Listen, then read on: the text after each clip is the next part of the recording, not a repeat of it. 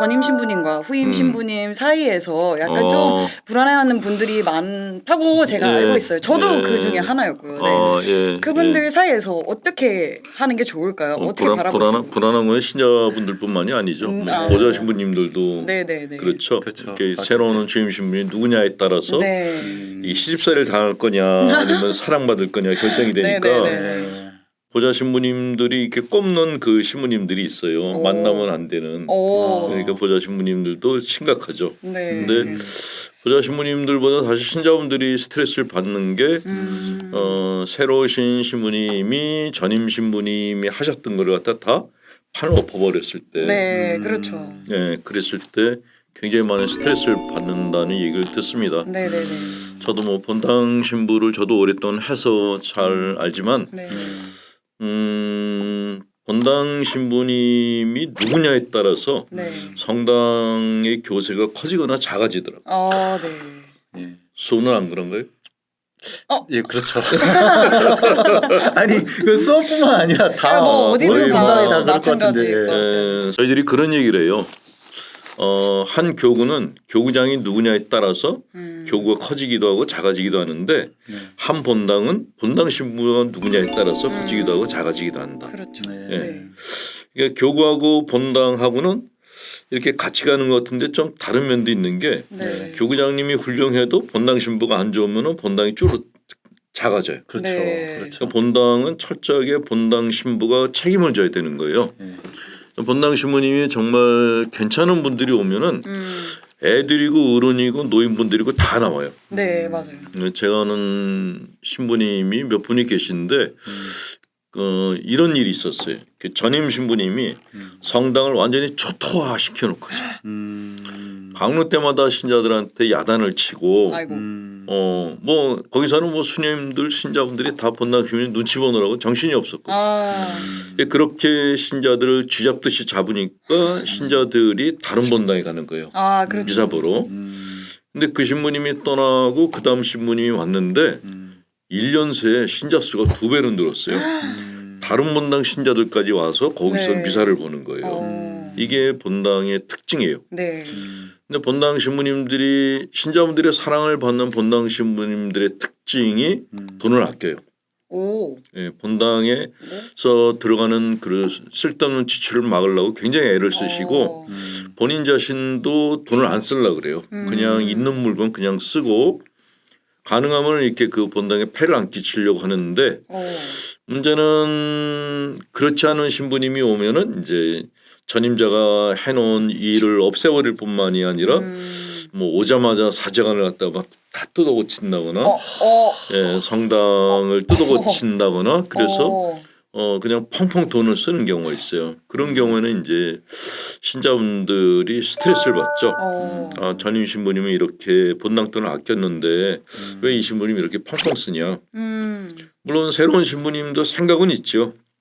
자기가 생각하기에 전임자 거는 너무 이렇게 오래된 거고 구식이고 내가 생각하는 게 옳다라고 생각하는 분들이 되게 뜯어고치는데 글쎄 그 본인이 한 일에 대한 결과에 대한 평가는 신자분들이 하는 거거든요. 근데 교우분들이 다 이건 맞습니다. 그러면은 잘한 건데 신자들이 전체가 다 이건 아닙니다. 그러면 본당 신부가 잘못한 거죠. 근데 본당 신부님들이 고집이 세신 분들이 끝까지 이제 자기 식대로 하다가 떠나요. 그렇죠. 그럼 또 그 다음 신부님이 그거 설거지하는데 아주 애를 먹는 게 이게 거의 전국 교구에서 일어나는 일이고 순교구에서만 일어나는 건 아니라서 이거는 본당 신부님들의 인성 문제구나 하는 생각이 듭니다. 인성. 어떤 인성으로 이제 생각을 하고 본당 신부님들이 이렇게 가야 할까요? 어떤 방향으로 가야 할까요? 그러니까 저도 그게 궁금한 게 약간 뜯어고치려고 하는 그 심리적인 이유가 무엇인지. 그러니까 그 어떤 마음에서 출발을 하는 건지. 그게 좀 궁금하네요. 일종의 컴플렉스죠. 컴플렉스. 그거는 뭐 영성의 문제라기보다 오래된 그 습관일 것 같은데. 예를 들면은 너무 이렇게 구차하게 살아서 그거에 대한 트라우마가 생기면은 구차한 환경에서 사는 걸 힘들어해요. 그 베네딕토 성인이 이런 얘기를 했어요. 수도원에 입회하는 사람들은 절대로 너무 가난한 집 사람들은 뽑지 말라고. 오.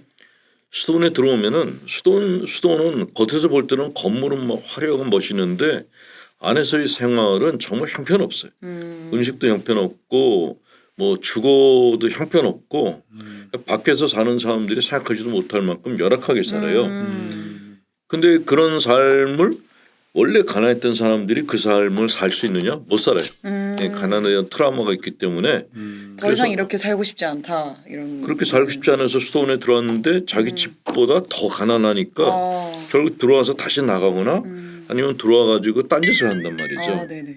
네, 그런 것 때문에 아마 가난에 너무 굽힙함에 질린 신부들이 새로운 걸로 계속 뜯어고치려고 하지 않나 하는 그런 이렇게 추측이 하나 있죠. 네. 신자들은 어떻게 하는 게 좋을까요? 그 전임 신부님과 후임 신부님의 그 사이에서 뭔가 상처도 받고 할 텐데 대세를 따라야죠. 대세를 따라야 되나? 그 라인을 타야 되는 건가? 어떤 신부님 어떤 삽목을 하느냐보다 네. 더 중요한 거는 저는 본당 신부님이 강론하는 거를 어떤 내용으로 강론하느냐가 더 중요하다고 생각해요. 본당 신부는 그 공동체의 아버지잖아요. 네. 그러니까 강론이라는 건 아버지가 그러니까 목자가 양들에게 이렇게 네, 말을 네. 하는 건데 그 심리학에서는 이제 신부들은 신자들의 내적인 아버지라 그래요. 이 아버지가 자식들한테 얘기를 하는 거예요. 근데 정말 한 주간을 힘들게 살다 온 분들에게 따뜻한 네. 위로와 격려를 해주는 그런 얘기를 하면 괜찮은데 앉아 있는 신자들한테 막 야단치고 뭐 때로 심한 경우는 뭐 이렇게 죄책감을 막 불러 일으키고 네.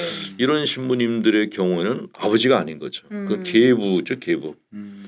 예, 그런 경우는 저는 신자분들한테 그런 신부님한테는 가지 말라고 얘기해요. 교적은 거기 두지만 강론은 듣지 말라고. 왜냐하면 신자분들 중에 어렸을 때 부모님한테 야단을 많이 맞은 사람들이 본당 신부님한테 또 야단을 맞으면은 그 내적인 그 증세가 악화돼요. 근데 대개 신자분들이 이게 착한 분들일수록 그 신부를 안 떠나려고 그래요. 왜냐하면 예전에 부모로부터 야단 맞았던 게 익숙해 있으니까 본당 신부님한테 야단 맞는 것도 뭔가 이렇게 낯설지가 않은 거예요. 그래서 못 떠나는 경우가 많은데 근데 그렇게 있게 되면은 그 본당 신부의 심리적 노예가 될 가능성이 높아요. 그래서 일단 본당 신부님이 너무 신자들을 갖다 쥐잡듯이 잡는다. 그러면 도망가시는 게 좋아요. 예. 다른 데로 따뜻한 말씀을 해주는 그런 신부님들의 미사를 보러 가시는 게 맞다라는 말씀을 드리고 싶습니다. 알겠습니다.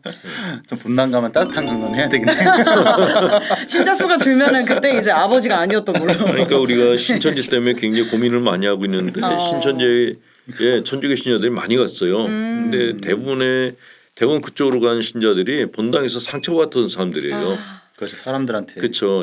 그러니까 우리가 신천지 교리에 바르지 못한 거에 대해서 이 얘기를 백날 해봐야 소용없다는 거예요. 내가 신자들한테 따뜻하게 대해서 신자분들의 상처를 치유하지 않으면은 나한테 상처받는 사람들이 신천지로 간다는 거죠. 사이비나 타종교로 빠지는 그것이 이유가 뭐 교리 문제나 신앙적인 진리 문제가 아니라 마음의 치유를 받으러 결국은 사람 문제다. 그렇죠. 그러니까 신부들이 이렇게 얘기할 수 있어요. 그 많은 신자를 내가 어떻게 하겠냐고. 근데 그렇지 않아요. 내가 일일이 다 손을 안 잡아줘도 멀리서 봐도 저 신부님 참 괜찮다 하는 느낌은 누구나 다 가죠. 맞아요. 네. 미사하는 모습 한마디 말만 들어도 저분은 참 좋네라는 느낌을 가져요. 왜 자꾸 절 봐요. 파이팅 하시라고. 그런 따뜻한 걸 맛본 사람들은 안 떠나는데 와서 뭐 손도 잡아주고 그러는데 마음에 상처를 주면 다 떠나요.